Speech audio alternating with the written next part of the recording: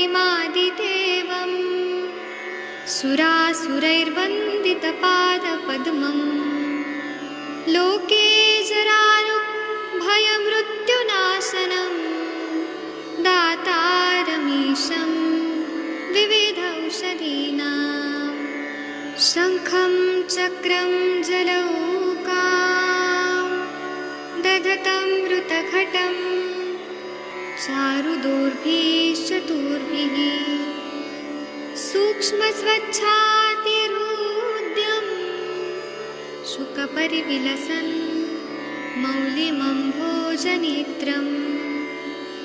कालाम्भोदोज्ज्वलाङ्गं कटितटविलसच्चारुपीताम्बराढ्यं वन्दे धन्वन्तरीतं निखिलगदवन् प्रौढदावाग्निलीलं प्रौढदावाग्निलीलं प्रौढदावाग्निलीलम्।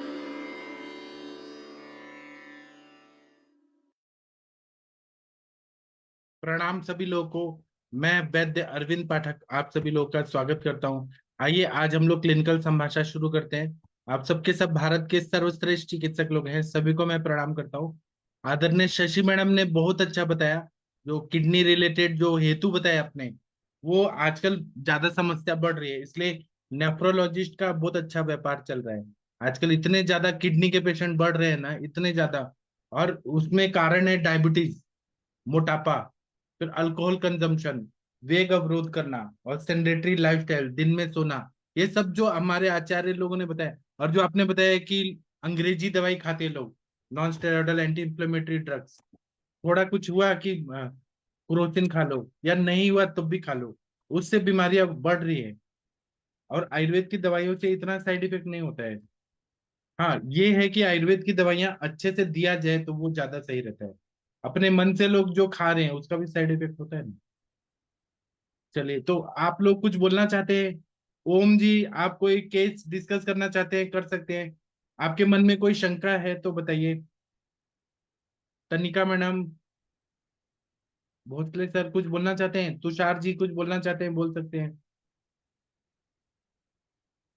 बोलिए बोलिए, ऐसे शांत मत रहिए आप लोग। देखो सर, करता हूँ सर। प्रणाम सर। हाँ प्रणाम सर, कुछ बोलिए आप। सर थोड़ी देर के बाद करता हूँ सर, कुछ डाउट। अच्छा, आप अभी बाहर हैं? जी सर, जी ठीक सर। है। हाँ डॉक्टर गंगवार सर, आप कोई केस रिलेटेड बात करना चाहते हैं तो करिए। मैं आप लोग को ना अतत्वाभिनिवेश, इस टॉपिक पे बात करना चाहता हूँ। ये एक मानसिक रोग रहता है, रोगी को ना हेलुसिनेशन होता है। अतत्वाभिनिवेश, जिसको मॉडर्न में सिजोफ्रेनिया बोलते हैं। तो वो ऐसी चीजें होती नहीं है, लेकिन वो उसको दिखाई देती है। कुछ चीजें होती नहीं लेकिन कुछ सुनाई देती है। तो पेशेंट जो है वो एक तरह से पागल हो गया होता है। अतत्व अभिनिवेश, जो चीज नहीं है वो चीजों को देखना और सुनना, ऐसा फील होता है। आजकल ये बीमारियां भी बहुत बढ़ रही हैं। विषादो रोग वर्धनम श्रेष्ठ जब बोला है, विषाद करने से माइंड में कुछ ऐसे केमिकल चेंजेस होते हैं जिसकी वजह से इंसान को कुछ अलग चीजें, पागल की तरह विचार आने लगता है और विकृत अवस्था आ जाती है। तो चरकाचार्य जी ने इस व्याधि विशेष का वर्णन अपस्मार के प्रकरण में किया है। लक्षण देखे तो ये उन्माद या मद इस व्याधि से साधर्म्य रखता है। इसमें जो चीजें अलग ही दुनिया में इंसान चला जाता है। तो हम लोग जैसे उन्माद के रोगी को पागल कहते हैं, अतत्वाभिनिवेश वाले रोगी को हम भ्रमिष्ट बोलेंगे। वो एक तरह से भ्रम में जी रहा है ना। तो अभी मैं एक केस अभी ले रहा हूँ। मतलब वो दिखा के गए, एक बच्ची आई थी 18 साल की। तो उसको ना मतलब शारीरिक प्रॉब्लम वो बताता हूँ और फिजिक मेंटल प्रॉब्लम बताता हूँ। उसको रोटा वायरस का इन्फेक्शन हुआ था बचपन में, तो उसको ना लूज मोशन हो रहा था और फीवर आ रहा था। तो उन्होंने ट्रीटमेंट कराया तो उसको ना, वो ठीक तो हो गई लेकिन उसका सामता वगैरह रहा और माइंड पे इफेक्ट हो गया। और उसके वजह से वो क्या करती है कि 3rd क्लास तक वो पढ़ी, लेकिन बाद में उसने पढ़ाई छोड़ दिया। और जैसे ही गर्मियों का सीजन आता है ना, तो वो कंटिन्यू रोती है, दिन रात रोती है, दिन रात। ऐसे 18 साल से हो रहा है कि वो रोती ही रोती है। 2-3 महीने गर्मी में रोती है बहुत ज्यादा, और उसको गुस्सा आता है कोई भी चीज पे। और वो अगर कोई जगह पे चली गई ना, जैसे कि अगर कार में बैठी है, तो कार में बैठी है तो वो कार ही में बैठेगी। उसको फिर सब छोड़ देते हैं, अकेला छोड़ देते हैं, उसको काउंसलिंग करना पड़ता है। 1 घंटे के बाद या 2 घंटे या कभी भी 10 घंटे के बाद वो जगह को छोड़ेगी। और फिर उसको फिर ये समझने में उसको बहुत टाइम लगता है। और रोएगी तो रोएगी, और बाद में फिर माफी भी बोलेगी, बोलेगी सॉरी मैंने ऐसे किया, उसको समझता है। लेकिन वो दिमाग उसका ऐसे कुछ अलग तरह का हो गया है। और डॉक्टर्स ने कहा है मेंटल रिटार्डेशन है। और इसके लिए अगर चिड़चिड़ कर रही है, रो रही है, तो वो लोग एंटी डिप्रेसेंट दवाई देते हैं, नींद की दवाई देते हैं। तो उससे क्या है, दिमाग बहुत ऐसे वो हो गया है, स्लो हो गया है उसका। तो जो नॉर्मली जो करना चाहिए ना बच्चों में, वो चीज नहीं हो रहा है। और शारीरिक रूप से उसको ये हो रहा है कि पीसीओडी है, मेंसेस में बहुत पेन हो रहा है। तो अभी क्या है कि वो ऐसे अवस्था में है ना, टीनेज अवस्था जो रहती है 17-18 साल की, कि वो थोड़ी बच्ची है, दिमाग बच्चा है, लेकिन शरीर में जो चेंजेस हो रहे हैं, तो थोड़ा युवावस्था भी आ रही है। तो वो अपने आप को कोप अप नहीं कर रहे, इसलिए वजन भी बढ़ रहा है उसका।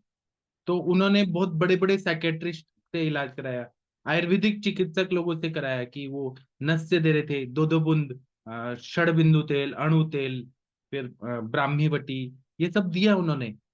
तो उन्होंने मेरा एक वीडियो देखा मानस मित्र गुटिका का आयुष दर्पण पे। तो उन्होंने मुझे कांटेक्ट किया कि हमने आपका देखा है, आप कुछ कर सकते हैं। तो मैंने कहा कि पहले तो मैंने अपने पेशेंट का रेफरेंस दिया कि आप इनसे बात करिए, उनसे बात करिए जो ठीक हो चुके हैं, क्योंकि मेरा एमडी पीएचडी इसी पे हुआ है, मानस रोगों पे हुआ है। तो उन्होंने बात किया, लेकिन उनको विश्वास नहीं हो रहा था। तो मैंने उनको क्या किया कि शीर बला तिल का, जब वो मेरे पास बच्ची को लाए थे ना, तो शीर बला तिल का नस से दे दिया। तो वो बच्ची कैसे है कि एक काम करेगी ना तो वो लूप में चल जाती है, उसको और वही काम करना है। तो जब नस से दिया गया ना, एक बॉटल डाल दिया 15 ml का, तो उसने कहा कि मुझे और डालना है। क्योंकि वो लूप में जाती है, उसको खुद समझ नहीं आता, उसको वही चीज अच्छा लगता है। तो उसने 2 बॉटल डलवा दिया। और फिर वो बोल रही है कि मैं क्लिनिक से नहीं जाऊंगी, अब मुझे यही अच्छा लग रहा है, और यही डॉक्टर पसंद है, इधर ही रहूंगी। और वो रो रही थी कि मुझे नहीं जाना। तो उसके पापा मम्मी 1-2 घंटा तक समझाते रहे कि चलो बेटा घर जाना है, घर जाना है, घर जाना है। फिर उसको बाद में समझ आया, फिर वो चली गई। तो 3 दिन तक उन्होंने नस्से दिया, 2 टाइम शीरबला तिल का। तो आज उसकी नानी का फोन आया कि डॉक्टर साहब, अभी मैंने दवाई नहीं दिया था, मैंने बस, क्योंकि उनको विश्वास नहीं था। अभी क्या है, आयुर्वेद में वही लोग टिकते हैं जिनको विश्वास होता है। और मैंने उनको ये कहा था कि अंधविश्वास नहीं करना मेरे पे, अगर आपको सही लगे तो करिए, नहीं तो मत करिए। तो उनकी नानी का फोन आया कि डॉक्टर साहब, जब नस से लिया ना, तो वो बच्ची सोई है, 2-3 दिन से सोई है, और वो रोना धोना बंद कर दिए। तो हमें कुछ विश्वास हो गया है कि कुछ तो होगा। तो अभी क्या है, शीरबला तेल जो है वो बृहण नस से है। और जो एंजाइटी होता है ना, एंजाइटी को वो उसने कम किया, इसलिए बच्ची सो पाई। तो अभी वो ट्रीटमेंट लेंगे। तो अभी मैं उनको क्या ट्रीटमेंट दूंगा वो मैं बता रहा हूँ। तो और एक और केस मैंने जो बोला था कि वो ठीक हो गए, वो जो मैंने भेजा था उसका उसका भी बताऊंगा। तो फिर मैं उनको क्या क्या दूंगा, तो मानस मित्र गुटिका दूंगा, थोड़ा विरेचन कराऊंगा, मृदु विरेचन कराऊंगा, ब्राह्मी बटी दूंगा, फिर पंचामृत लौह गोकुल दूंगा, और ये सारस्वत चूर्ण दूंगा, बदल बदल के दूंगा, दीपन पाचन करके। और पीसीओडी को भी मैं ठीक करने का दवाई दूंगा, कुबेराक्ष वटी वगैरह। तो जैसे जैसे उसका शारीरिक प्रॉब्लम सॉल्व होगा, और मन ठीक होगा, ग्रहणी कला ठीक होगी, वैसे वैसे वो ठीक होगा। लेकिन मैंने उनको कहा है कि आपको मिनिमम 4 महीना, फिर नहीं तो 1.5 साल, नहीं तो 3.5 साल लगेगा इसको ठीक करने में। तो उन्होंने कहा ठीक है। तो अभी जैसे जैसे प्रोग्रेस होगा ना, मैं उसको ठीक करूंगा, और यहाँ सेशन में भी लाऊंगा कि उसमें पहले क्या था और अभी क्या है, वो खुद बताएंगे। दूसरा बात है ना कि अगर आप लोग का भी प्रैक्टिस कर रहे हैं, तो अगर हमारे पास जो पेशेंट होते हैं ना, वो ड्यूअल नेचर के होते हैं। वो हमारे सामने अच्छा बात करेंगे, लेकिन वो जब क्लिनिक से बाहर जाएंगे ना, रोड पे जाएंगे, तो हमारी बुराई करेंगे। तो आप इससे कभी घबराइएगा मत। कुछ पेशेंट ऐसे, अलग अलग पेशेंट की वैरायटी होती है। कुछ पेशेंट होते हैं उनको फायदा भी होता है, लेकिन वो सेटिस्फाइड नहीं होते हैं, उनको पता नहीं क्या रहता है। वो क्या करेंगे, हमारा दवाई का नाम पूछेंगे और दूसरे डॉक्टर के पास कंसल्ट करेंगे कि ये दवाई सही है कि नहीं। फिर उसके बाद में हमारा दवाई करेंगे 2-3 महीना, फिर उसके बाद में तीसरा डॉक्टर के पास जाएंगे, वहां इलाज करेंगे। फिर उसके बाद में उस डॉक्टर को भी छोड़ेंगे। जैसे मेंढक होता है ना, वो अलग अलग जगह पे जंप मारता है, तो ऐसे भी पेशेंट होते हैं। तो अगर आपके पास कोई पेशेंट आए और वो छोड़ दिए आपको, कोई बात नहीं। आप सोचिएगा हमारे पास इतना ही टाइम के लिए आए थे। कुछ ऐसे पेशेंट होते हैं जो बहुत ही हम पे ट्रस्ट करते हैं, है ना। तो उनको हमारी बात, हर बात उनको माननी होती है, हर बात। उनको हमारे बात से तो इतना कॉन्फिडेंस होता है, लेकिन उनका खुद का कॉन्फिडेंस होता है कि हमें यही डॉक्टर ठीक कर सकते हैं। तो वो टिकते हैं और वो जल्दी ठीक होते हैं, और वो मतलब परमानेंट ठीक हो जाते हैं। तो हमें ना हर तरह के पेशेंट, अच्छे भी, बुरे भी, खराब भी, ऐसे भी पेशेंट देखने चाहिए। अभी मैं एक और एग्जांपल बता रहा हूँ। आयुष दर्पण पे मैं पढ़ाता था ना, तो एक पेशेंट ने, दिल्ली के कोई पेशेंट थे, अभी नाम नहीं बताऊंगा, उन्होंने मेरे से दवाई लिया। ठीक है। दवाई लेने के बाद 1 महीना दवाई लिया, और मैं कोई भी पेशेंट को यही बोलता हूँ कि मिनिमम 4 महीना लगेगा, क्योंकि दीपन पाचन करने में ही टाइम लगता है। कुछ कुछ व्याधियां ऐसी होती हैं। तो उसने 1 महीना दवाई लिया। तो उसने क्या किया कि मेरा यूट्यूब में कुछ ऐसे बहुत भद्दा भद्दा चीजें लिख दिया था। तो वो नवीन सर ने पढ़ा उस चीज को, तो सर को बहुत बुरा लगा कि उनके आयुष दर्पण के बारे में और मेरे बारे में गलत लिखा। तो उस पेशेंट को लगा कि मुझे नहीं पता ये बात। उसने आज मुझे इतने साल के बाद फोन किया कि डॉक्टर साहब आप मुझे बचा लो, आप गुरुजी हो, आप ये हो वो हो, ऐसे बहुत सारा मेरे को बेवकूफ बना रहा था। तो मैंने उनको कहा कि आपने जो लिखा था, आपको लगता है कि मेरे तक नहीं बात जाती है, मेरे तक बात जाती है, तो मुंह पे मीठा बोलिए और मन में कटु भाव। ये ऐसा मत करिए, दोगलापन मत करिए। आपको मेरे से दवाई लेना है, तो मैंने तो जबरदस्ती नहीं किया कि आप मेरे से दवाई लो। आपकी मर्जी है ना, आप लो या मत लो। तो ऐसे भी पेशेंट होते हैं जो सामने अच्छा बोलेंगे आपके लिए, और लेकिन उनके मन में बहुत द्वेष होता है। तो हमें कभी भी ऐसे किसी के बारे में बुरा नहीं सोचना है, लेकिन उन लोगों से दूर रहना है, क्योंकि ये चीजें चरक संहिता में भी लिखी है। त्याज्य रोगी बोला है, चंडम शोकातुरम भीरुम कृतघ्नम वैद्य अमानिनम। जो पेशेंट धूर्त होते हैं, फिर भीरू होते हैं, डरपोक होते हैं, फिर कृतज्ञ होते हैं, हमने कितना भी अच्छा किया ना उनके लिए, तो वो उसका गलती करेंगे, कृतज्ञ होंगे। और वैद्य अमानिनम, वैद्य को रिस्पेक्ट नहीं करते हैं, उनको त्याग देना चाहिए। तो इस बात का आप लोग ध्यान रखिएगा, जो मैं अनुभव किया हूं ना। और क्या है कि मेरे बारे में ही ऐसा नहीं है, आप सब लोगों को ये अनुभव आता होगा कि हर पेशेंट ऐसे होते हैं। अभी जमदग्नि सर मेरे इतने बड़े गुरु हैं, मतलब इतना आप तो जैसे हैं, उनके पास भी लोग ट्रीटमेंट लेते हैं और फिर आने के बाद उनकी बुराई करते हैं। और उनके आप वेबसाइट पे देखेंगे ना सर के उधर, इतना गंदा गंदा लिखा है, इतना गंदा गंदा लिखा है। तो ये मैंने महसूस किया, एनालिसिस किया, कि जो आगे बढ़ता है ना, उसके बारे में निगेटिव लोग ज्यादा बोलते हैं। तो आप लोग भी अगर ज्यादा तरक्की करें ना, तो लोग आपके बारे में बुरा बोलेंगे, उसका बुरा नहीं सोचना चाहिए। ऐसे ही है, लोग मोदी जी को नहीं छोड़ते हैं, तो हम कौन है, हम कोई भी नहीं। भगवान राम जी के बारे में भी कमेंट मारा कि सीता जी को रखें वो रावण के उसे, तो ऐसा तैयार रहना चाहिए, कभी बुरा नहीं मानना चाहिए। हाँ, लेकिन इसका मतलब ये नहीं है कि निर्लज हो, हमें अपना कोशिश करना है, हमें अपना काम अच्छा करना है। चलिए, अब आप कुछ बोलना चाहते हैं, बोलिए। शशि मैडम, आप कुछ बोलना चाह रही है? शशि मैडम, कुछ बोलिए प्लीज। मैं कुछ व्यवहार की बातें आप लोगों को बता रहा हूँ। तनिका मैडम कुछ बोलना चाहते हैं, बोलिए प्लीज। देखिए, अनम्यूट कर पा रहे हैं कि नहीं। जी जी जी सर, गुड इवनिंग सर। आपके बारे सर में भी जो कोई आपने लोग ऐसे बोलते हैं, निगेटिव बोलते हैं क्या? नहीं सर, नेगेटिव हाँ सर बोलते हैं, ऑफकोर्स बोलते हैं सर। बहुत सारे लोग हैं जिनको नहीं इंटरेस्ट है, तो वो नहीं, अब वो आते हैं 2 हफ्ते दवाई लेते हैं, उनको लगता है हम ठीक ही नहीं हो रहे हैं। क्योंकि मुझे लगता है कि मैं पहले दीपन पाचन करती हूँ ना, तो दीपन पाचन में ही उनको लगता है कि ये पता नहीं, मतलब मेरे को जो प्रॉब्लम है वो तो हो रही है, पूरी काम कर रही है। तो वो चले जाते हैं, तो मैंने कहा ठीक है, मैं इनको कभी फोन भी नहीं करती, ठीक है नहीं जाते तो चले जाए, कोई दिक्कत नहीं है। तो दूसरी बात, ये जो आपकी पेशेंट की आपने बात करी ना, लड़की की, हाँ। तो मेरे पास में एक ऐसा पेशेंट चल रहा है। हाँ। वो उसको गर्मियां नहीं, उसको जैसे ये दिसंबर खत्म होती है ना, सो बसंत ऋतु शुरू होती है। जब बसंत हम्म, ऋतु खत्म होती है और ये पूरी गर्मियां, उसको हम्म, सारा दिन रोना ही आता रहता है, और उसको बचपन से ही है कि हाँ। सारा दिन वो रोती रहती है। कल भी आई थी मेरे पास, वैसे मेरे पास योगा के लिए आती है, तो उसको इस बार जो अटैक आते थे ना, तो योगा हाँ। से उसको काफी फर्क पड़ा। ऐसा नहीं कि नहीं पड़ा, उसको बहुत फर्क पड़ा है। दिसंबर, जनवरी, फरवरी, मार्च उसका बहुत अच्छा निकल गया। फिर अप्रैल में सडनली उसको ये अटैक आया, क्योंकि उसकी मम्मी, 2 3 4 चीजें इकट्ठी हो गई। वो इंटीरियर डिजाइनर थी, और उसको तो एक्चुअली उसकी मम्मी को कैंसर डिटेक्ट हो गया। वो कीमोथेरेपी पे चले गई। और उसकी कोई पेमेंट वगैरह अड़ गई, मतलब अटक गई पीछे से, है ना। तो वो 3-4 चीजें इकट्ठी हो गई और वो उसको हैंडल नहीं कर पाई उन चीजों को। तो उसकी वजह से उसको फिर ये अटैक आया। तो अभी फिर कल वो मेरे पास आई थी, तो बात ही नहीं कर पा रही थी, रोई जा रही है, रोई जा रही है, रोई जा रही है। सो हाँ, मैंने भी उसको शीरबला तेल दिया था, बट मैंने उसको काउंसलिंग ही प्रॉपर करी, मानस मित्र गुटिका वगैरह स्टार्ट करी हुई थी। पूरी बॉडी में पेन थी, पित्त बहुत ज्यादा बढ़ा हुआ था, हार्ट रेट बहुत ज्यादा था उसका। वो सारी चीजें नॉर्मलाइज हो चुकी है, सारी चीजें।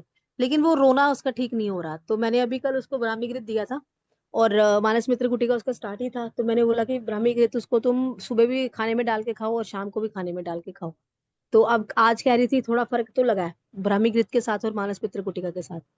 तो अब देखो कैसे रिस्पॉन्स आता है सर जी। हाँ, मेरे पास जो पेशेंट है वो डायलॉग नहीं कर रही थी, रोई जा रही थी, रोई जा रही थी। और मैं जैसे बात कर रहा था ना, तो वो ये बोली थी, गुजराती में बोली थी, गुजराती पेशेंट थी, कि मुझे यहाँ से नहीं जाना, ये डॉक्टर से ही इलाज करना है।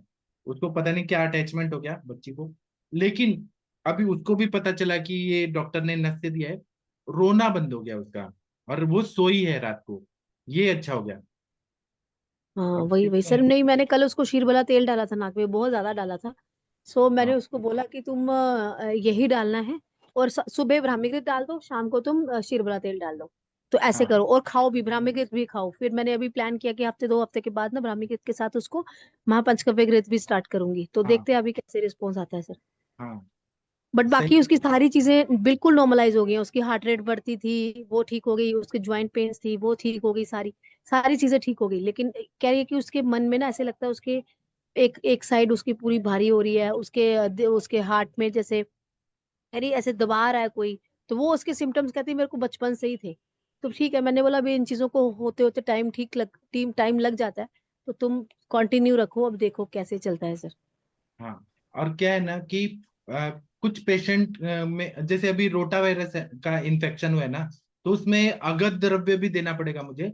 चंपकादि अगध वगैरह दूंगा, और ज्वर की भी चिकित्सा करूंगा, क्योंकि मानसिक ज्वर में भी इरिटेशन, अरति ग्लानि वैचित्य बोला है, तो देहेंद्र मनस्तापी ज्वर बोला है। तो ज्वर है उसके, मानसिक ज्वर है, इसलिए मुझे त्रिभुवन कीर्ति देना पड़ेगा, ऐसा मैंने सोचा है। मन के काम करने वाली दवाइयां तो दूंगा ही, लेकिन पहले दीपन पाचन के साथ ज्वर की चिकित्सा करूंगा, फिर देखते हैं क्या फायदा होता है। और नस्य के लिए शीरबला मैं 2 टाइम दूंगा, और 4 टाइम मैंने अभी बोला है, सोचा है। तो एक टाइम में उसका थोड़ा मेध्य द्रव्य जैसे शतपुष्पी, सॉरी, ज्योतिषमती का तेल, और एक टाइम वचा तेल, थोड़ा तीक्ष्ण दूंगा कि कफ का आवरण निकले, और 2 टाइम शीरबला। ऐसे मैं 4 टाइम नस्य दिलवाऊंगा, अभी देखिए क्या होता है। तो सर लेकिन ये हम प्रकृति के अकॉर्डिंगली नहीं देंगे कि अगर उसकी प्रकृति पित्तज होगी तो फिर उसको दिक्कत नहीं होगी? नहीं, मेरा 101 आवर्ती का है ना सब, तो अच्छा प्रकृति के अच्छा, हिसाब से उसको वो ये होता है, मतलब तकलीफ नहीं होता। ठीक है मृदुता ठीक की है है सर। और 101 आवर्ती है, तो जितना आवर्ती होता है उतना ज्यादा पावरफुल होता है। अभी मैंने प्लान किया है, अभी देखते हैं। और मुझे तो वो विषाद में लगी ना, तो कफ का आवरण है, तम का आवरण है, डिप्रेशन में ओहो, है, इसलिए मुझे कफ निकालने, इसलिए बच्चा और ज्योतिषमती उष्ण वाले दवाई देना है। और एक टाइम शमन वाले देना है, शीरबला तेल, कि दिमाग शांत भी हो और कफ का आवरण निकलते जाए। जैसे कफ का आवरण निकलेगा, वो बच्ची एक्टिव हो, ऐसे मैंने किया है, तो लोगों को फायदा हुआ है। अभी देखिए मैं बताऊंगा क्या करना ठीक है सर, मैं भी फिर उसको देती हूँ बचा तेल और ज्योतिषमती, अभी है। तो नहीं। अभी 15-20 दिन का पहले, बाद में ये रिस्पॉन्स देखती हूँ ना कैसा आ रहा है, फिर उसके बाद देखती हूँ कैसे रिस्पॉन्स में और आगे हमारे चलते हैं। सर क्या बोलते हैं कि आप कोई भी केस लेना, तो उसके पीछे लग जाइए, मतलब जानबूझ के नहीं, फिजिकली नहीं, मेंटली सोचते रहिए कि और क्या दें, और क्या दें, उसमें क्या उपशय मिल रहा है, अनुपशय मिल रहा है। वैसे फिर सोचते हैं ना, तो और दवाइयां दिमाग में आती है कि ये देना चाहिए, वो दे। लाक्षणिक चिकित्सा करते रहे तो फायदा होता है। हाँ, और ये जो पेशेंट होते हैं ना मानसिक रोग वाले, उनका और भी हेतु मिलता है, मतलब मन पे काम करने वाले साइकोसोमेटिक जितने भी पेशेंट हैं, तो वो सड़ा हुआ खाना खाते हैं, बासी खाना, अपवित्र खाना, अपथ्यकर जो है जंक फूड वगैरह बाहर का वो खाते हैं। और बहुत सारे लोग जो होते हैं वो पानीपुरी, जो रोड पे होता है ना, हाईवे पे, रोड पे, वो पानीपुरी खाते हैं। वो जो बना के देने वाला है, वो क्या नहाया है कि नहीं नहाया है, उतने गंदा हाथ से डाल के और उसी से वो बना रहे, अनहाइजीनिक धूल मिट्टी वाला वो सब खाते हैं। तो अपथ्यकर आहार, वेग विधारण, और विरुद्ध गुण वाले शीत उष्ण स्निग्ध रुक्ष से विरुद्ध चीजें खा रहे हैं। और तो ये कारण, और दूसरा क्या है कि कुछ लोग जो अचानक क्रोध करते हैं, क्रोध को मन में दबा के रखते हैं, क्रोध को निकालते नहीं है, या क्रोध कर रहे हैं निकाल रहे हैं तो कुछ ज्यादा ही निकाल रहे हैं। वो धारणीय वेग है, क्रोध करना, काम वासना ज्यादा करना। एक मेरे पेशेंट आए थे, वो कंटिन्यू ना काम वासना में थे, अपने लवर के उसमें थे। उनको पेट में इतना गैस होता था ना, और उनको नींद नहीं आती थी अपने प्यार मोहब्बत में। और 12 बजे वो रात को शुरू होते थे, तो सुबह 6 बजे तक अपनी गर्लफ्रेंड से बात करते थे। उनको इतना वायु का प्रकोप हुआ, इतना वायु का प्रकोप हुआ, रात्रि जागरण भी हेतु, और 24 घंटे वही काम वासना में। ये भी है काम शोक भयात वायु। और दुख में कोई रहता है, या अति हर्ष होना, बहुत ज्यादा खुश होना, ये भी मन को शुभित करता है। और दूसरा है कि इच्छित चीजें न मिलना, हमें कोई चीज चाहिए लेकिन वो चीजें मिल नहीं रही हैं। तो और कोई लाइफ में कुछ बनना चाहते हैं, जैसे कोई आईएएस बनना चाह रहा है, या कोई डॉक्टर बनना चाह रहा है, उसने बहुत मेहनत किया। आप लोगों ने वो अभी देखा था, 6 महीने पहले एक टीवी में न्यूज आया था कि इंडिगो की एक पायलट थी, तो उसके बॉयफ्रेंड ने उसको इतना उकसाया कि उसने सुसाइड कर लिया, लड़की ने। और जो उसका बॉयफ्रेंड था, वो पायलट बनना चाह रहा था, लेकिन वो बन नहीं पा रहा था। मुंबई मुंबई में रहते थे, यूपी के थे वो लोग, तो वो बन नहीं पाया। तो वो उसका ध्येय पूरा नहीं हुआ, तो वो खुद डिप्रेशन में आया, और उसने गर्लफ्रेंड को इतना उकसाया कि उसने ये सुसाइड कर लिया। ऐसा एक न्यूज आया था आज तक में, टीवी में आया था। तो ये जो मानसिक जो रहता है ना, कि हमारा एम्बिशन पूरा नहीं हुआ, ये भी कारण अतत्वाभिनिवेश करने के लिए होता है। इच्छित चीजें न मिलना, जो हमारे मन में है वो चीजें न मिलना। तो इसमें फिर क्या होता है कि जो प्रकोपित हुए दोष होते हैं, एक तो मानसिक दोष है रज और तम, और शारीरिक दोष जो है वात पित्त का ब्लॉक हुआ है, बढ़ा हुआ है, और आम, कोई भी चीज में आम तो रहेगा, अग्निमन रहेगा, ये जाके मनो व स्त्रोत, संज्ञा व स्त्रोत में अवरोध करके रज और तप का प्रकोप कर देते हैं। और अतत्वाभिनिवेश, अतत्वाभिनिवेश नाम का व्याधि कर देता है। और एक कॉम्प्लेक्स होता है, बहुत सारे सिजोफ्रेनिया के पेशेंट होते हैं ना, हमें पता नहीं चलता कि वो पागल है या भ्रमिष्ट है। वो नॉर्मल दिखाई देंगे, काम वाम करेंगे, लेकिन उनके दिमाग में कुछ अलग बातें चल रही होती है। ऐसे ही क्रिमिनल माइंडेड जो लोग रहते हैं, वो ऐसे तो नॉर्मल दिखते हैं, नॉर्मल बातें कर रहे हैं, लेकिन दिमाग में कुछ अलग चीज चल रहा है। तो इसमें रज और तम का प्रकोप, रज होगा तो वो अपने आप को बहुत ज्यादा ग्रेट समझेगा, सुपीरियर कॉम्प्लेक्सिटी होगा, दूसरों को दबाने का कोशिश करेगा। और तम होगा तो डिप्रेशन में जाएगा बहुत। तो इसमें ये हमें क्योंकि कॉम्प्लेक्स है, माइंड क्या सोच रहा है। कभी कभी जो बाइपोलर डिसऑर्डर के लोग रहते हैं, डिप्रेसिव डिसऑर्डर के रहते हैं, मैनिया होता है, या ओसीडी होता है, ऑब्सेसिव कंपल्सिव डिसऑर्डर, सिजोफ्रेनिया होता है, बहुत सारे ऐसी बीमारियां होती हैं, मानसिक बीमारियां होती हैं। तो हमें तो उनका पहले तो सोचना, समझना क्या है वो देखना है, उनके लाइफ में गोल ओरिएंटेशन है क्या, उनका मतलब वो एक्टिविटी कैसा कर रहे हैं, ये सब हमें देखना है। फिर मैं चिकित्सा बताऊंगा, आप लोग कुछ बोलिए। डॉक्टर अरविंद सर, आप कुछ बताएंगे, मानसिक रोगी आपने देखे होंगे इतने साल में, आपका क्या अनुभव है Arvind sir? Doctor Arvind Saxena sir, या कोई और कुछ बोलना चाहे, शशि मैडम कुछ बोलना चाहती हैं, बोलिए। शशि मैडम बहुत अच्छा बताती हैं, क्रोध से जी रिलेटेड। सर, नमस्ते। हाँ ये जो मेंटल डिसऑर्डर सर, हाँ ओसीडी। हाँ, सर कोई भी। ओसीडी के तो बहुत सारे लोग मिल जाते हैं, खास करके जैसे किसी को रहता है बार बार हाथ धोने को, किसी को रहता है कुछ किसी से टच नहीं होना चाहिए, किसी को जैसा रहता है कपड़ों का बहुत ज्यादा रहता है, तो मार्केट से लाएंगे चाहे वो बहुत ही कॉस्टली कपड़ा क्यों ना हो, मतलब जिसको ड्राई क्लीन होना है, उसको भी जब तक वो खुद से वॉश नहीं करेंगे, मतलब ड्राई क्लीन करा कर लाएंगे, तो भी फिर से उसको वॉश करके यूज करेंगे। फिर कुछ लोग का सर ऐसा भी रहता है कि धोबी के पास से धुल कर आया है, तो आयरन किया तो धोबी ने टच किया है, तो उसको फिर से वॉश करेंगे। मतलब ओसीडी के अलग अलग टाइप से होता है, या लॉक वगैरह चेक करना होता है, सारी चीजें मतलब बहुत सारी चीजें होती हैं। और अगर फीमेल पेशेंट होती है, मान लीजिए ओसीडी की, या कुछ भी कोई भी साइकोलॉजिकल एरर होती है, तो अभी जमदग्नि सर का लेक्चर सुन रहे थे, तो उन्होंने सर ने एकदम क्रिस्टल क्लियर कहा कि अगर कभी भी फीमेल पेशेंट्स आती है जिनको साइकोलॉजिकल इशू है, चाहे जो भी है, तो उसके केस में हमेशा पीरियड को जरूर कंसिडर करिए और पीरियड की हिस्ट्री लीजिए, क्योंकि पीरियड के जो बहुत सारे योनि व्यापक दे रखे हैं उसमें कई सारे जगह पर इस तरह की चीजें हैं।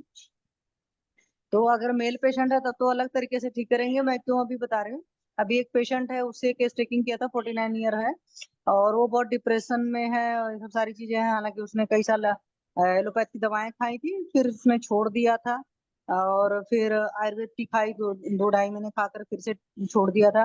तो जब मैंने पूछना शुरू किया तो मेरे को मना किया किसी और को ने फिर पूछा था तो था पीरियड में इश्यूज था, और शुरू से उसको कुछ कुछ तकलीफें थी, मतलब ग्रहणी दृष्टि वगैरह भी रही होगी, क्योंकि विषाद उसके अंदर शुरू से था सर, बचपन से। तो जो लोग भी ऐसे होते हैं, मतलब कई बार ना कुछ लोग सोचते हैं कि अचानक कोई प्रॉब्लम शुरू हो गई, तो अचानक कोई प्रॉब्लम नहीं शुरू होती। जैसे उसकी बचपन से था कि कोई भी काम करती थी वो जबरदस्ती करती थी, कोई काम करना नहीं चाहती थी। तो ऐसे जो लोग भी होते हैं फोर्सफुली कर रहे होते हैं, या परिस्थितियों की वजह से कर रहे थे मजबूर होकर के, उन लोग को भी साइकोलॉजिकल प्रॉब्लम्स आती हैं। और कई बार ओसीडी होता है, कई बार डिप्रेशन होता है, कई बार बाइपोलर डिसऑर्डर होता है, इस तरह की सारी चीजें रहती हैं। और कई बार ऐसा नहीं होता कि सिर्फ फीमेल्स में इस तरह की चीजें होती हैं, मेल्स में भी बहुत सारी चीजें होती हैं, बट डिप्रेशन के केस में तो मैं कहूंगी उनको कम होता है। हालांकि सर मुझे याद आ गया, एक बच्चा था, hardly was in teen age, mostly graduation कर रहा था या क्या था, मेरे पास उसने कंसल्ट किया था। तो उसने मुझे कुछ अलग अलग दवाएं पूछी, मतलब, और प्रॉपरली वो ट्रीटमेंट नहीं ले रहा था, और उसकी लैंग्वेज प्रॉब्लम थी। जैसे आप कहते हो ना चिकित्सक चिक चिक करता है, तो हिंदी में तो मैं चिक चिक कर पाती हूँ, इंग्लिश में उतना प्रॉपर डिटेल केस नहीं हो पा रही थी कि जो वजह है उसकी पता चले। तो उसको प्रॉपर ग्रहणी की भी दृष्टि थी, डिप्रेशन की भी थी, इस तरह की बहुत सारी तकलीफें थी। और वो लोग इधर उधर कभी यहाँ कभी वहां झूल रहे थे, मतलब एक सर्टेन जगह फिक्स होकर के ट्रीटमेंट नहीं ले रहे थे।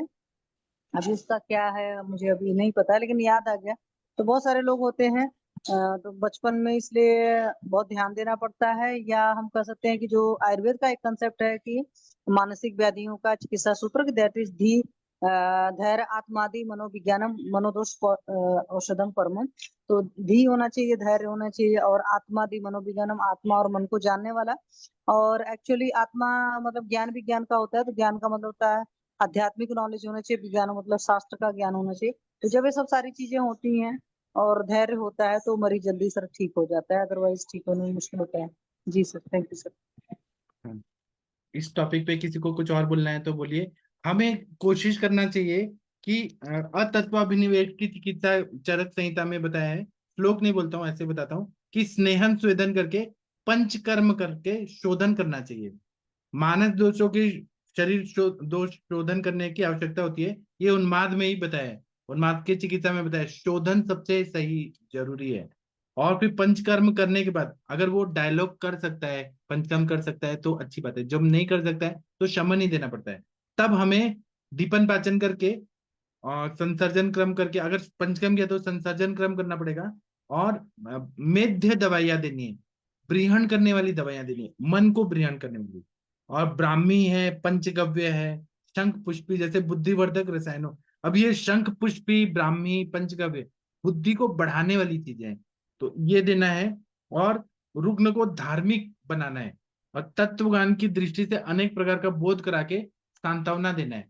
तो इसमें जैसे है आत्मा क्या है, परमात्मा क्या है, अगर बच्चा डायलॉग कर सकता है तो उसको बताना है कि रियलिटी क्या है, मोह माया में नहीं रहना है, ये सब जो बोलते हैं ना। और ये सबके लिए बोला है कि ब्रह्म सत्यम जगन मिथ्या। अभी जैसे कि मैं गुजरात गया था, तो मुझे 5 स्टार होटल मिला था। एक दिन बहुत अच्छा लगा कि वाह क्या होटल है, और खाना भी अच्छा मिला। 2 दिन हुआ, 3 दिन हुआ, चौथे दिन तो घिन आ गई कि ये क्या लाइफ है। तो ये जगन मिथ्या जो है ना, इस दुनिया में जितने भी चीजें दिख रही है ना, अच्छा लगता है, हमें इंद्रियों को सुख मिलता है, अच्छा एसी, अच्छा घूमना फिरना, लेकिन बाद में इरिटेशन होता है क्योंकि वो मिथ्या है। और ब्रह्म सत्यम, जो ब्रह्म में ध्यान लगाते हैं उसमें कभी इरिटेशन नहीं होता है। जो ईश्वर प्रणिधान जो बोला है ना हमारे यम नियम में, भगवान ऐसे शक्ति है जिससे कभी कोई बोर नहीं होता है। और चरक संहिता में बोला है धी धैर्यात्मादि विज्ञानम। धी धैर्य और आत्मा का विज्ञान, यही मन के औषधियां परम, ऐसे बताया गया है, तो हमें देना चाहिए। और लघु दीपन पाचन हृदय आहार देना चाहिए। दूसरा क्या है कि कुछ पेशेंट ऐसे आते हैं कि गदोद्वेग होता है। जमदग्नि सर के पास एक पेशेंट आए थे, वो बोलते थे कि मेरा ना पेट ही नहीं है, मेरा मतलब कमर से नीचे पैर है, और छाती भी नहीं है, केवल गला है, जैसे सरकट्टा होता है ना वहां तक है, उसका पूरा मध्य भाग उसको फील ही नहीं होता था। इसको बोलते हैं गदोद्वेग। तो अपदार्थगत, तो हमको ये नहीं बोलना है कि आप पागल हो या कुछ हो, उसको चिकित्सा हमें करना है।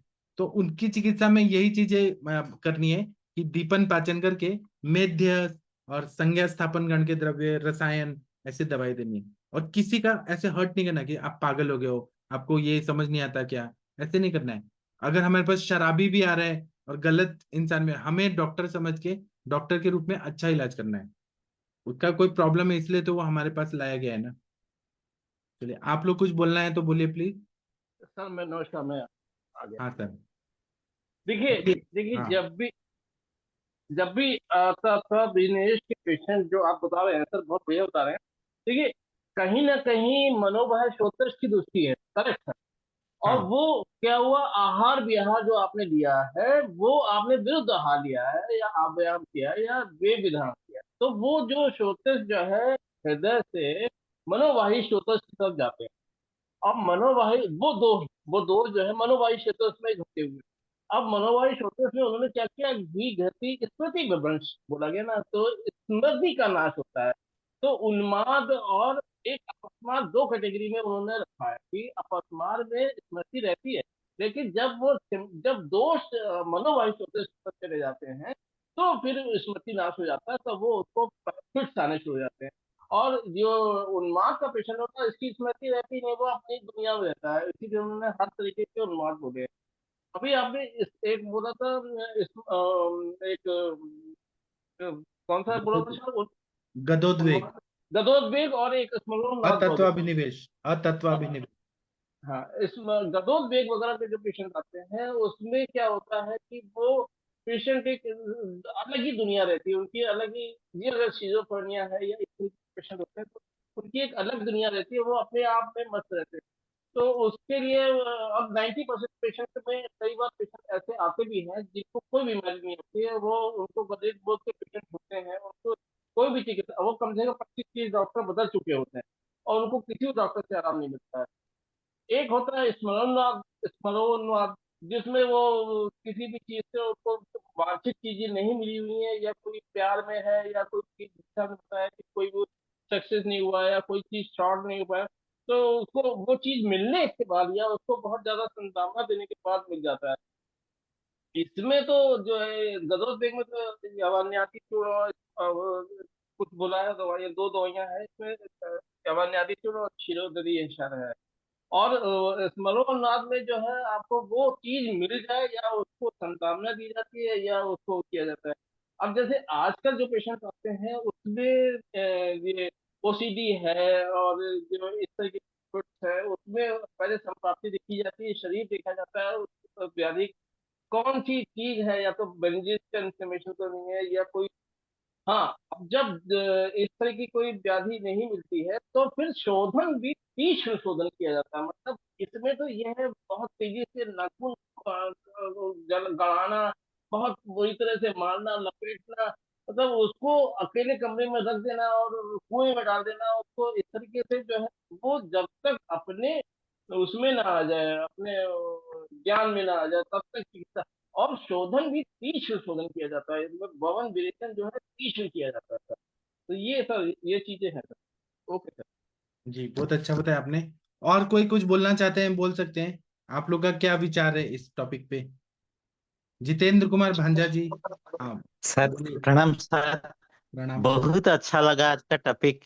बहुत अच्छा, आपने बहुत अच्छा बताया सर। आयुर्वेद के पॉइंट ऑफ व्यू से हम जब पहले भी आयुर्वेद के भीतर प्रवेश करेंगे ना, तो ऐसा ही हम पढ़ते हैं कि समदोष समाग्निश्च समधातु मणक्रिय प्रसन्न आत्मा इंद्रिय मन स्वस्थ इति अभिधीयते।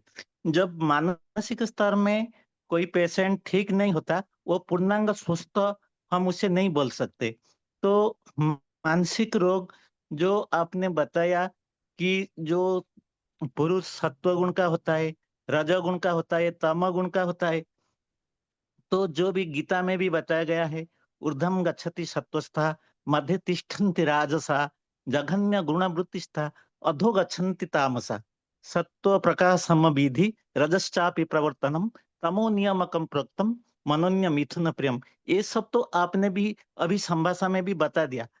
तो सर, जो भी आज का जो आहार विहार आता है, जो भी आपने बताया, अरविंद सर ने भी बताया, शशि मैडम ने भी बताया कि जो विरुद्ध आहार जो आजकल ज्यादा करते हैं, जो आहार का स्थूल अंश से हमारा शरीर का निर्माण होता है, लेकिन उनका जो सूक्ष्म अंश होता है उनसे मन का निर्माण होता है। जो ये भी दिखा गया है, जो जितना जो नॉन वेज फूड खाते हैं वो व्यक्ति ज्यादा भी हिंस्र होता है। तो भी सब भी बताया है कि आजकल ऐसा भी पेशेंट आता है हमारे पास, वो बोलते हैं कि हमको मानसिक, हमको कुछ नहीं अच्छा लगता, हम जब थोड़ा रो देते हैं तो हमारा माइंड ठीक हो जाता है। ऐसा भी रोगी आता है। और वो जिनको भी डिप्रेशन होता है, एंजाइटी होता है, जो भी शशि मैडम ने अभी बता रहे थे, किसको कोई एक व्यक्ति तो बैठने उसका घर में, वो जाने के बाद वो उस स्थान को कपड़े में पोंछ देता है। उसे तो ऑब्सेसिव कंपल्सिव डिसऑर्डर, बस सूचीबाई रोग जैसे भी हम बोलते हैं। तो इस तरह ज्यादा ज्यादा पेशेंट हमारे पास भी आते हैं। जो आपने भी बढ़िया बढ़िया दवाई सब बताया है कि सर ने भी अभी बता रहे थे कि जो मेध्य रसायन चरक में भी बताया गया है, ये बहुत अच्छा काम करता है। कल भी हमने सर डिस्कशन कर रहे थे, वो चरक में है जो मंडूकपर्णिका सुरस्य, जष्टि मधु का चूर्ण और वो शंख पुष्पी, ये भी बहुत अच्छा अच्छा काम इस व्याधि में भी सर करते हैं। और वो ये मानसिक व्याधि को कमाने के लिए जो भी बताया गया है कि धी ध्रुति स्मृति विभ्रंश कर्मजत गुरुते शुभम। जो जब मानव जब अपकर्म करेंगे, ठीक तरह से अपना जीवन यापन नहीं करेंगे, ये रोग भी हो सकते हैं। कभी कभी हार्मोन का डिसऑर्डर से भी ये रोग हो सकते हैं। लेकिन उनके लिए दो कारण भी होता है। एक शारीरिक कारण और एक सोसाइटी का भी कारण होता है। जो सोसाइटी में किसी के ऊपर ज्यादा चाप प्रयोग होता है तो भी वो मानसिक स्तर में भी ठीक नहीं होता है। कार्यालय में भी कोई ऑफिसर उनका जो स्टाफ के ऊपर भी ज्यादा चाप देता है, वो भी मानसिक रोगी हो जाता है। कोई स्टूडेंट के ऊपर कोई टीचर ने भी ज्यादा चाप देता है, या स्टूडेंट भी टीचर के ऊपर भी कोई ज्यादा ऐसा करता है, तो वो भी मानसिक स्तर में डिप्रेशन हो जाता है। इसलिए सबका कारक है, सब भी कारण है वो मानसिक के लिए, बहुत कारण सर आ सकता है। तो आपने भी बहुत अच्छा बताया। और ये मानव स्रोतस्गत व्याधि है, और वो बताया गया है भी हमारा जो अपस्मारक और उन्माद के अध्याय में।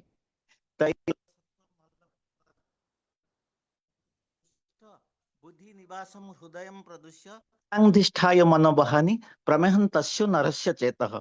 तो इस तरह जो मानव का जो मानव स्रोत को अवरोध करता है और ज्यादातर मानसिक अशांति होता है। सब मेडिसिन के साथ साथ आपने जो बताया, ध्यान धारणा करना चाहिए, ज्यादा बहुत अच्छी अच्छी जो आध्यात्मिक पुस्तक उन्हें भी पढ़ना चाहिए, और ज्यादा सत्संग करना चाहिए। संभाषा का ग्रुप में इस तरह ग्रुप में भी जुड़ के ज्यादा अच्छी अच्छी बात सुनने से भी मानसिक परिवर्तन हो जाता है। इतना ही बताऊंगा सर। Thank you sir.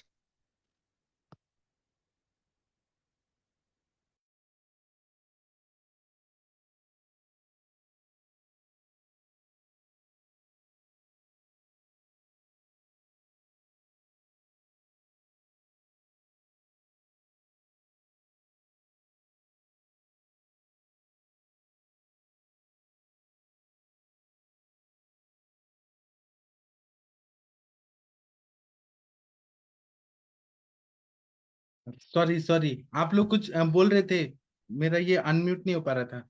कुछ और किसी को कुछ बोलना है? अब क्या है ना कि जो शेयर मार्केट ऊपर हो जाता है, कभी नीचे हो जाता है, यहाँ पर भी तो मन का ही है ना, कि अगर जैसे कोई युद्ध हो गया तो शेयर मार्केट ना डाउन हो जाएगा, और फिर कुछ अच्छा चीज होगा तो शेयर मार्केट ऊपर। सब चीज में मन का कितना इंपॉर्टेंट रोल है। अभी आप लोग को याद होगा, आप लोग हिस्ट्री पढ़िए कि चाइना के साथ जब युद्ध हो रहा था, तो जो आर्मी के जो मेन थे, तो वो इतने अच्छे लीडर नहीं थे। तो जो जवान लोग थे ना, युद्ध करने वाले, उन लोगों में भी मानसिक दुर्बलता पाया गया, क्योंकि लीडर वैसा था।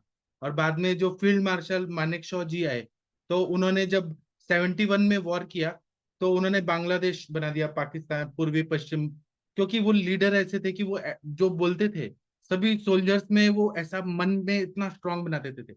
अभी भी जो पाकिस्तान पे अटैक हुआ, तो पाकिस्तान को पूरा बर्बाद करना है, 3 दिन में इंडिया ने धज्जियां उड़ा दी। ये जो होता है माइंड पे, जो होता है ना, माइंड का बहुत बड़ा रोल रहता है।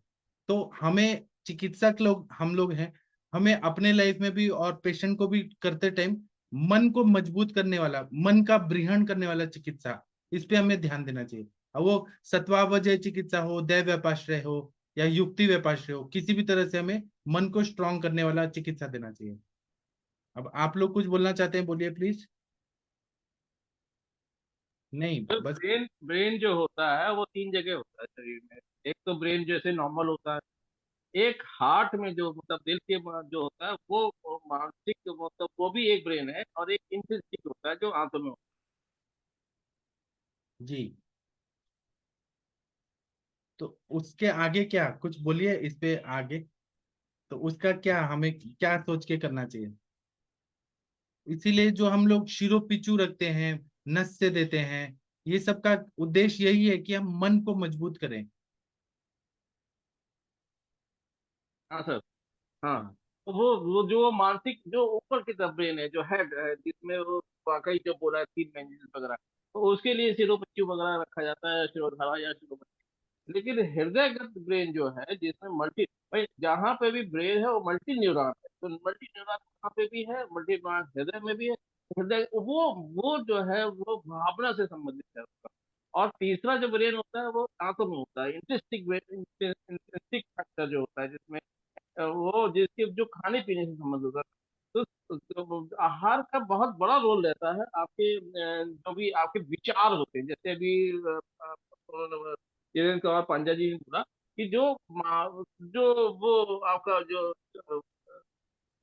सात्विक आहार नहीं ले रहा है, मानसिक आहार ले रहा है, तो उसकी वजह से उसकी बुद्धि भी वैसी हो जाती है, और वो अक्सर आक्रामक हो जाता है, क्योंकि वो मांस जो खा रहा है जिसका, वो भी तो दूसरे आदमी का दूसरे जानवर का मांस खा रहा है। इसीलिए कराब्यात एक बोला गया है कि जो जो दूसरे के मांस खा के जिंदा है, तो उसका मांस खाने से भी आदमी के विचार उसी तरीके से हो जाते हैं।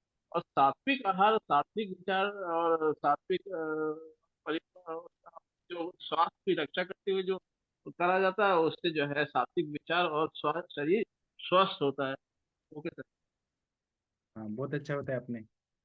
चलिए, बाकी किसी को कुछ और बोलना है कुछ और टॉपिक पे? शशि मैडम, ओम जी, दीपक सिंह जी सर। राणा। हाँ ओम जी प्रणाम। बोलिए जी, बोलिए।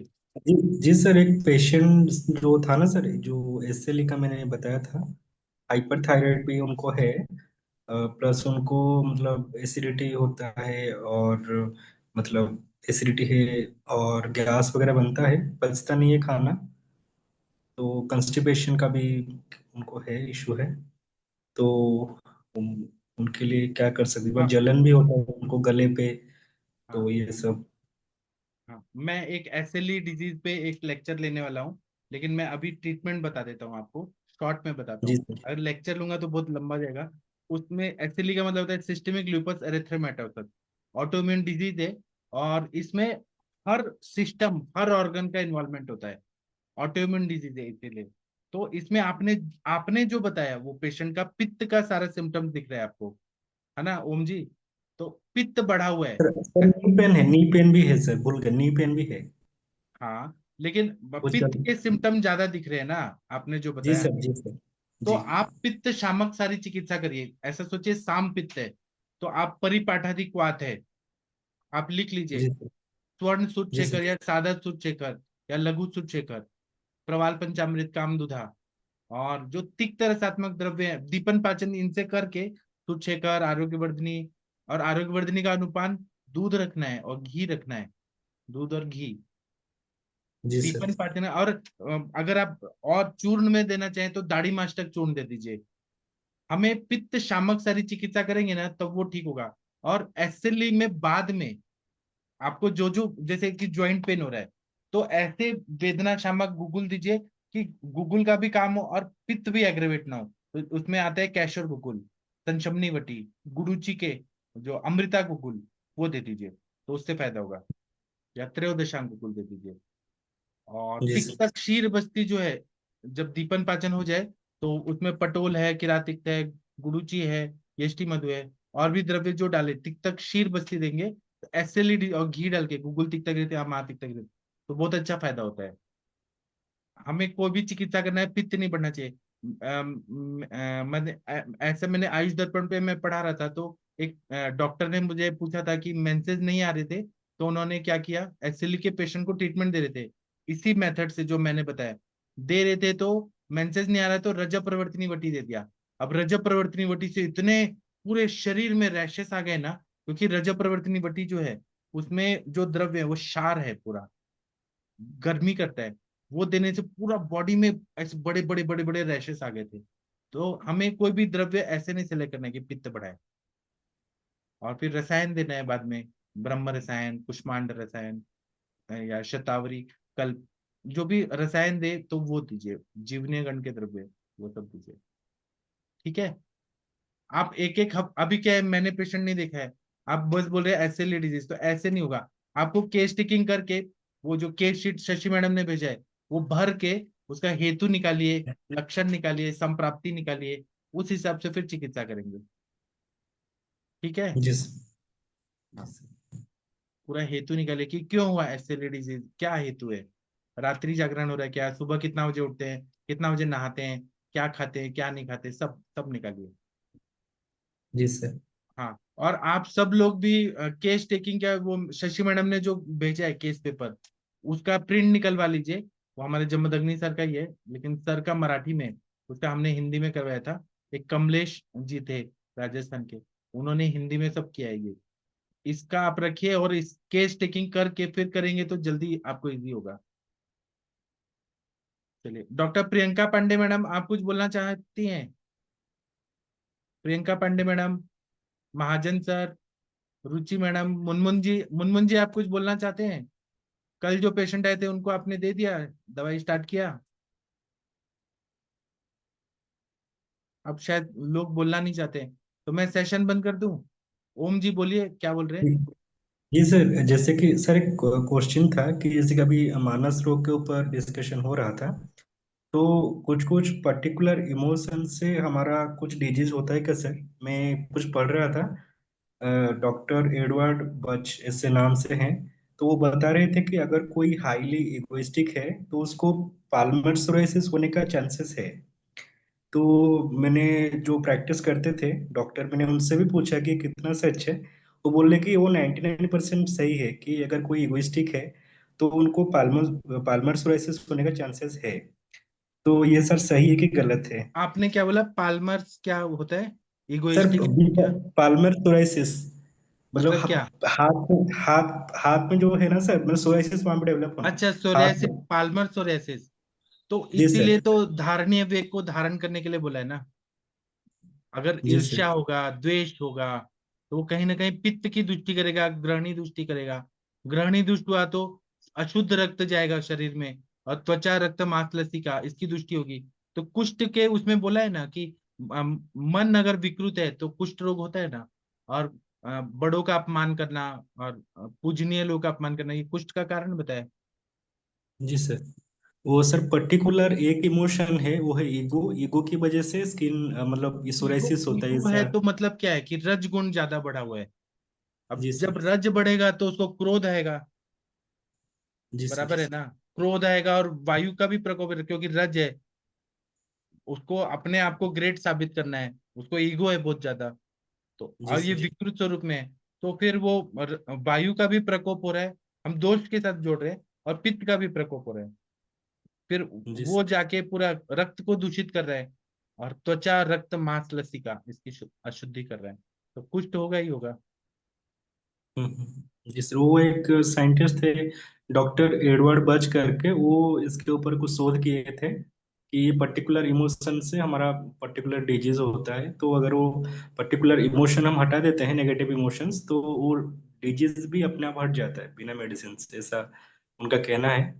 तो जी। उसके ऊपर मैं थोड़ा पढ़ रहा था सर। और वो कुछ कुछ फ्लावर्स से मेडिसिन बनाते हैं, जैसे कि किसी को आंगर इशू है तो आंगर को कैसे कम करना है, ऐसे कुछ मेडिसिन बनाते हैं जिससे आंगर कम हो जाए।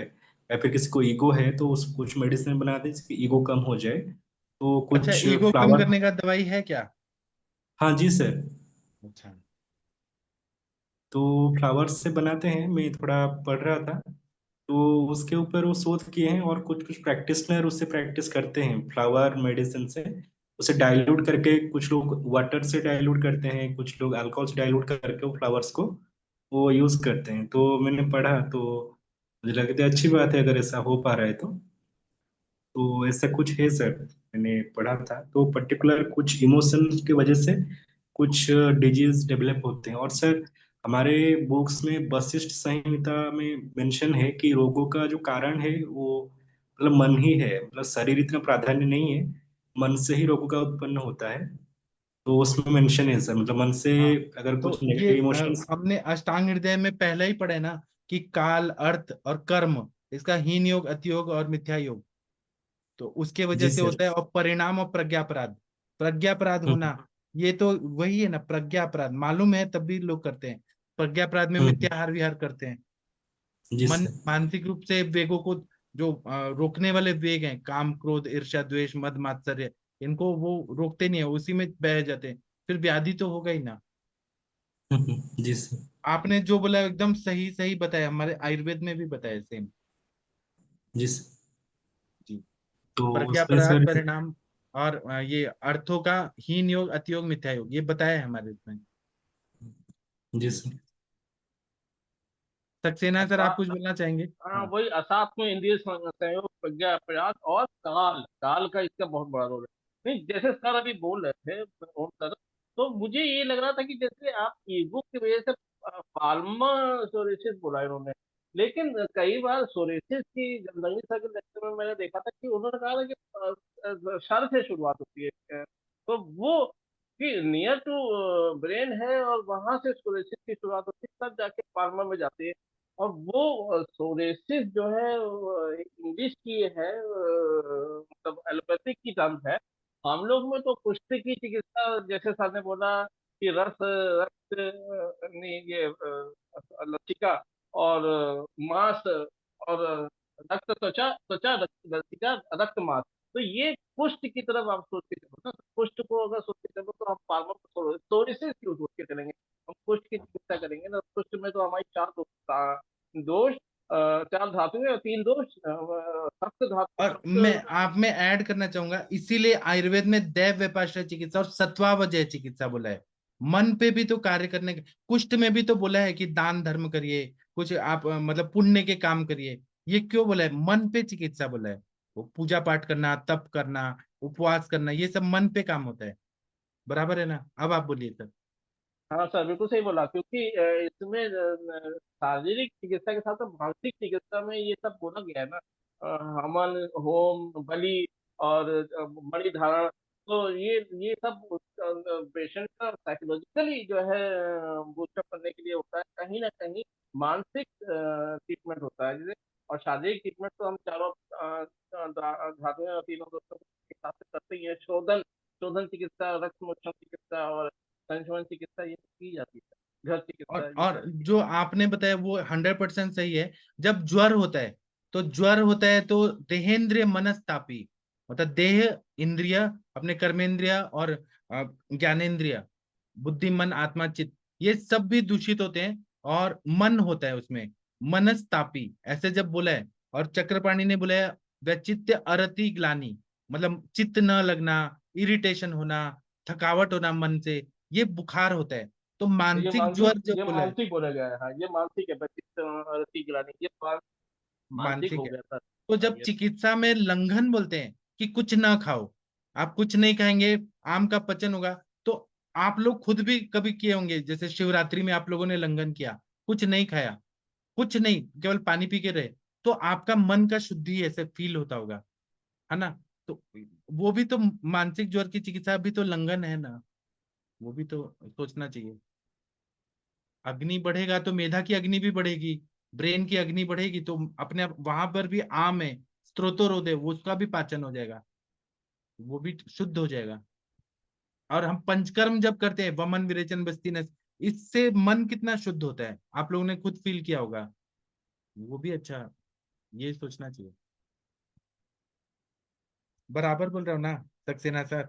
बिल्कुल सही बोला, क्योंकि हम लोग असाथ में से इंद्रिय संयोग सोचिए तो फिर आप किसी विवश चीज को देखना, बहुत ऊंची आवाज सुनना या कम आवाज सुनना, आंखों से ऐसी चीज देखना, तो वो खाने में ऐसा बहुत कुछ खा लेना, तो मतलब ये असात्म हो रहा है ना, आप साथ में नहीं ले रहे हो ना। और प्रज्ञा अपराध कर रहे हो, फिर उसके बाद फिर आप जो है जो भी चीज आपके नहीं करनी चाहिए वो कर रहे हो। और फिर उसके बाद काल का प्रभाव तो आता ही है। सभी को सही बोला आपने। और इसीलिए हमारा ऋतुचर्या में आप देखिएगा कि रोमांस बोला है, फिर बोला है कि मन पे चिकित्सा करना है तो दोस्तों के साथ बातें करिए, तो डिप्रेशन दूर हो जाएगा। फिर उसके बाद में हंसी मजाक करिए, बाग बगीचा में घूमिए, और उपवन में जाइए, देश को परिवर्तित करिए। ये सब क्या है? मन की चिकित्सा बताइए ये सब। पित्त की व्याधियों में ये बोला गया है कि संदिग्ध मुग्ध बाग मतलब तोतले बच्चे से या बच्चों के बीच में रहना, और आयंत्रण सुख मित्र मंडली मतलब एक अच्छा दोस्त जो आपके हितकारी बोले, वो पित्त की मतलब आपको सुख देता है। और बाग बगीचे में रहना, और जो छंदानु अनुवर्तनी धारा प्रियशील आभूषिता मतलब बहुत सजी धजी महिला, जो अगर आपकी महिला घर की गृहिणी जो है सजी धजी रहे, और वो आपको आपको देखने में अच्छा लगेगा। तो जो चीजें आपको आंखों से देखने में और जिसके साथ में रहने से आपको जो सुख अनुभव होता है, तो इसीलिए जो बहुत बड़े बड़े तालाब होते हैं उसके किनारे जाने पे, पहाड़ों पे जाने से आपको जो है स्वास्थ्य का अनुभव होता है ना, पित्त मतलब कम होता है ना। आप पित्त अगर आप कंट्रोल कर लेते हो, चाहे वो प्राणायाम से करो, चाहे वो लंगर से करो, चाहे वो विरेचन से करो, चाहे वो रक्तमोचन से करो, या ऐसी चीजें करो जिससे पित्त ना बढ़े। और तो और खाने में भी ऐसी चीजें ना खाओ जिससे पित्त ना बढ़े। तो फिर आपका क्षय तो होगा ही नहीं ना। वो जो शाम पित्त की आप प्रकृति अगर नहीं उत्पत्ति होती है, निराम पित्त तो बोला ही गया है कि ओज ये क्षुद्र तृष्णा देह माधवम मतलब अच्छी भूख लगती है, अच्छी प्यास लगती है। और प्रभा प्रसादो मेघा प्रभा आपकी स्किन का कलर अच्छा हो जाता है, और प्रसाद मेघा आपकी बुद्धि अच्छी होती है। क्षुद्र तृष्णा देह माधव आपका शरीर नॉर्मल रहता है। तो ये पित्त के जो है नॉर्मल जो अविपाक है, जो पित्त दूषित नहीं है, तो ये जैसे किसी किसी को बहुत अच्छा लुक दिखाई देता है, बहुत अच्छे चेहरा दिखाई देता है, और वो उसकी भूख भी अच्छी लगती है, उसको प्यास भी अच्छी लगती है, और वो गुस्सा ज्यादा क्रोध वगैरह नहीं करता, तो पित्त उसका नॉर्मल रहता है। तो फिर वो इसीलिए उसको पित्त व्याधियां नहीं होती है, इसीलिए उसकी ग्रोथ भी अच्छी होती है। Right sir. सही बताया आपने। तो ओम जी, आपका उत्तर दे दिया सर ने। देखिए अरविंद सक्सेना सर कितना अच्छा से बताते हैं एक एक चीज को। जी सर। मुझे बहुत अच्छे लगते हैं अरविंद सक्सेना सर, मतलब बहुत अच्छे हैं, बहुत अच्छा सर अनुभव भी सीखना तो बताते आप हैं। ही से हो सर, देना तो आप ही का। हाँ, और विनम्र भी हैं, कितने डाउन टू अर्थ हैं, कितने अच्छे हैं। हमारे साथ अभी देखिए शशि मैडम, हरिहर सर, कितने अच्छे अच्छे लोग हैं सब लोग। जितेंद्र कुमार भांजा जी कितने प्यारे हैं, कितने अच्छे हैं। जी सर। चलिए चलिए, 10 बज गया, अभी टाइम हो गया, हम लोग सेशन बंद करते हैं। रात्रि जागरण नहीं करना चाहिए, तो बात का प्रकोप हो जाएगा। सुबह उठ के हमें पढ़ना भी है। ठीक है, थैंक यू, प्रणाम, नाइट, शुभ रात्रि। अब हम कल सुबह मिलेंगे। गुड सभी नाइट। को थैंक यू, प्रणाम।